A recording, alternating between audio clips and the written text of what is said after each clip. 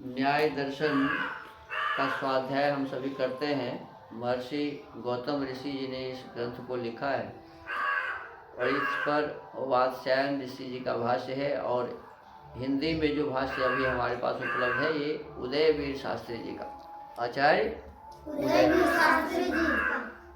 तो आज हम तीसरे सूत्र पर पहला अध्याय प्रथम आहनिक के तीसरे सूत्र पर विचार कर रहे हैं।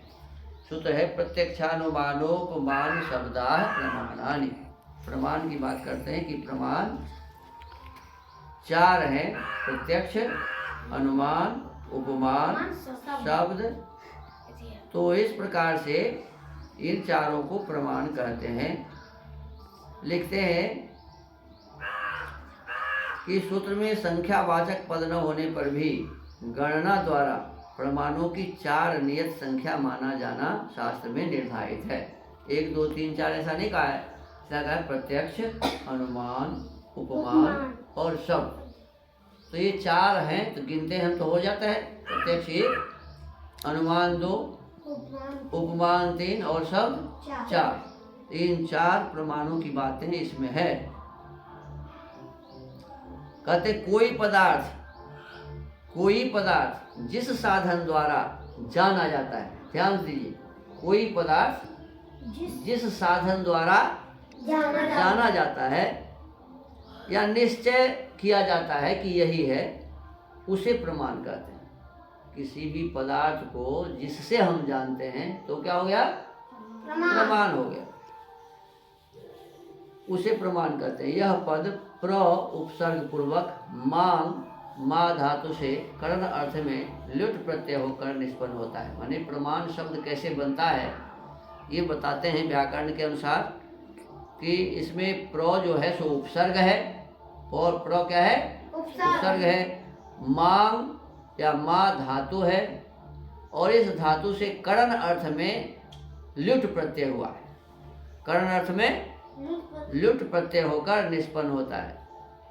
कहते प्रमीयते अनेन इति प्रमाणम। संस्कृत में ये हमें याद होना चाहिए, आप लोग इसको याद करिए कि प्रमाण क्या है। तो कहते प्रमीयते अनेन, क्या है? प्रमीयते अनेन इति प्रमाणम। प्रमीयते अनेन इति प्रमाणम। ज्ञान का जो करण, ज्ञान का जो साधन है, ज्ञान का जो साधन है, करण माने साधन, तो ज्ञान का जो साधन है वह प्रमाण है। माने हमको ये ज्ञान हुआ कि ये पुस्तक है, तो ज्ञान का ये पुस्तक है, ज्ञान का साधन क्या हुआ? आँख के माध्यम से हम जाना कि ये पुस्तक है। तो यही कहते हैं इसमें कि ज्ञान का जो करण है, करण माने साधन, ज्ञान का जो साधन है वह प्रमाण है। प्रमाण पद का यह अर्थ उसके निर्वचन द्वारा अभिव्यक्त हो जाता है। प्रमाण चार हैं। प्रमाण कितने हैं? चार। ये न्याय दर्शन के अनुसार प्रमाण चार हैं। पहला प्रत्यक्ष, दूसरा अनुमान, तीसरा उपमान और चौथा शब्द। सब प्रमाणों में प्रधान होने से प्रत्यक्ष का सर्वप्रथम उल्लेख हुआ है। अभी तो हम केवल 4 पढ़ रहे हैं, आप पहले से जानते हैं कि प्रमाण 8 है। प्रत्यक्ष, अनुमान, उपमान, शब्द, अभाव। तो ये 8 में सबसे पहले क्या है? प्रत्यक्ष। क्यों? कि सबका मूल यही है, सबका मूल यही है। करें कि इस चारों में, सब प्रमाणों में प्रधान होने से प्रत्यक्ष का सर्वप्रथम उल्लेख हुआ है। अन्य प्रमाणों द्वारा पदार्थ के जान लेने पर भी उस विषय की कुछ जिज्ञासा बनी रहती है। अनुमान आदि के द्वारा जान लेने के बाद भी कुछ जिज्ञासा बनी रहती है, परंतु प्रत्यक्ष से जान लेने पर, जब प्रत्यक्ष हो जाता है तब जान लेने पर वह समाप्त हो जाती है। जैसे मान लो, एक ध्यान रखो कि चीनी सफेद होता है। चीनी क्या है? सफेद होता है। कहीं बर्तन में रखा हो वहाँ यूरिया खाद, क्या रखा हो? यूरिया खाद। तो वो भी कैसा होता है? सफेद। वो भी सफेद होता है। अब हम यहाँ से समझ नहीं पा रहे हैं कि ये चीनी है या यूरिया खाद है, या नमक भी सफेद होता है जी। नमक में क्या होता है जी? अब यहाँ से दूर से देख रहे हैं ये नमक है या चीनी है, पता अनुमान कर लेते हैं कि शायद उजला है, छोटा छोटा दाना है, चीनी है, ऐसा मान लेते हैं। तो ये हुआ अनुमान, लेकिन है कि नहीं पक्का कैसे वो समझ में आएगा? जब थोड़ा सा उसमें से लेकर के और जिह्वा पर जिह्वा क्या बता देगा? बिल्कुल प्रत्यक्ष रूप से बता देगा कि अरे भाई ये नमक है, चीनी नहीं है। समझ में आया कि नहीं? तो ये हुआ प्रत्यक्ष। तो प्रत्यक्ष बिल्कुल साफ साफ हो जाता है। अनुमान आदि में कुछ जिज्ञासा बनी रहती है कि है या नहीं है। नहीं है। तो इस प्रकार से कहते हैं कि सबका मूल क्या हो गया? प्रत्यक्ष। सर्वप्रथम उल्लेख हुआ है अन्य प्रमाणों द्वारा पदार्थ के जान लेने पर भी उस विषय की कुछ जिज्ञासा बनी रहती है, परंतु प्रत्यक्ष से जान लेने पर वह समाप्त हो जाती है। यही प्रत्यक्ष की प्रधानता का स्वरूप है। अनुमान के प्रत्यक्ष पूर्वक होने से प्रत्यक्ष के अनंतर अनुमान का पाठ है। इसका विषय क्षेत्र त्रैकालिक होने से यह अन्य प्रमाणों से पहले पढ़ा गया है। अनुमान के समान होने तथा विषय के प्रत्यक्ष होने पर इस प्रमाण की प्रवृत्ति का अवसर आने के से अनुमान के अनंतर उपमान पढ़ा है। सबके बार बार एक दूसरे के पीछे है।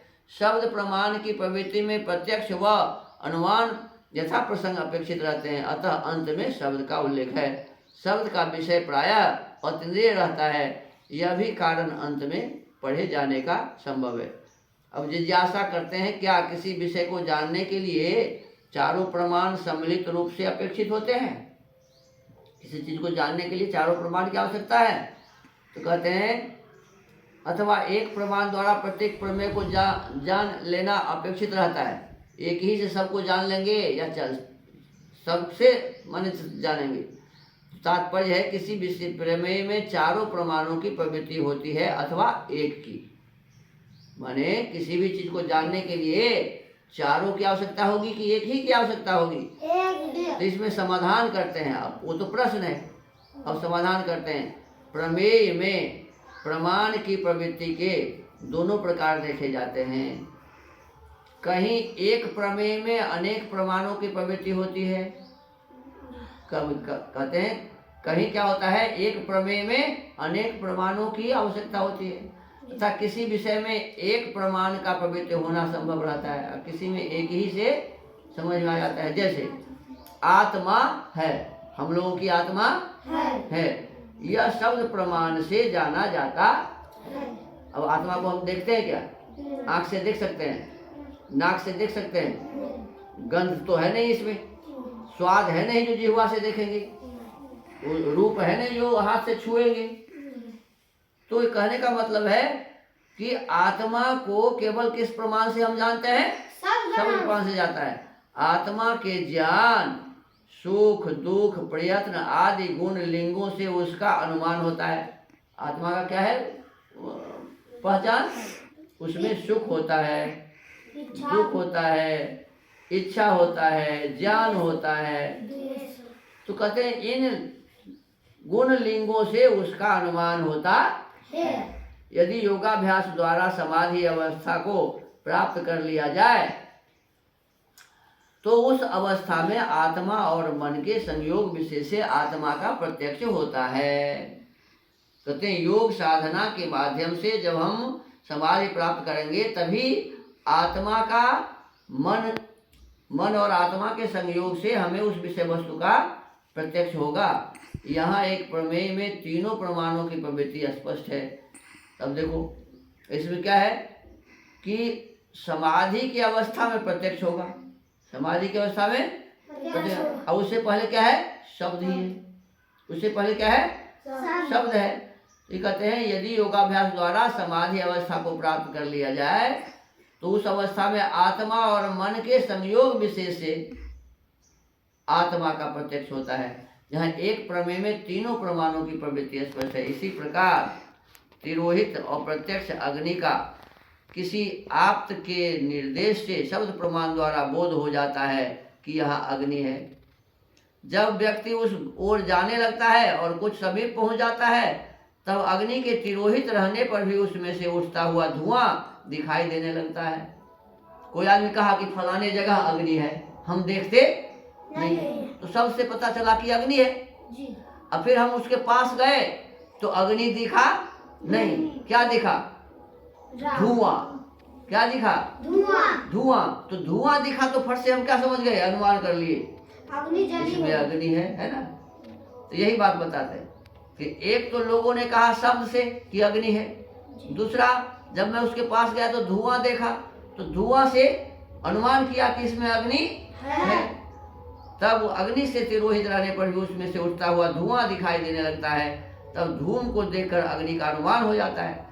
उसी के अनुसार अग्नि के समीप जाकर उसका प्रत्यक्ष हो जाता है। और जब हम देखते हैं धुआं को, तो धुआं से फिर उसको चिंगारी हटा थोड़ा लेकर के आग फूंक के जला के तापते हैं तो प्रत्यक्ष हो जाता है। तो कहते हैं कि समीप जाकर उसका प्रत्यक्ष हो जाता है। यह प्रमाणों का अविसंप्लव है, माने बिल्कुल प्रत्यक्ष हो जाना। एक समय प्रमेय को जानने में एकाधिक प्रमाणों का प्रवृत्त होना, माने एक प्रमेय को जानने के लिए अनेक प्रमाणों की भी आवश्यकता होती है, ऐसा समझ में आया। अब इसी विषय वस्तु को अब फिर दूसरे दिन हम इसका स्वाध्याय करेंगे। आज इस स्वाध्याय के क्रम को यहीं विराम देते हैं। ओम।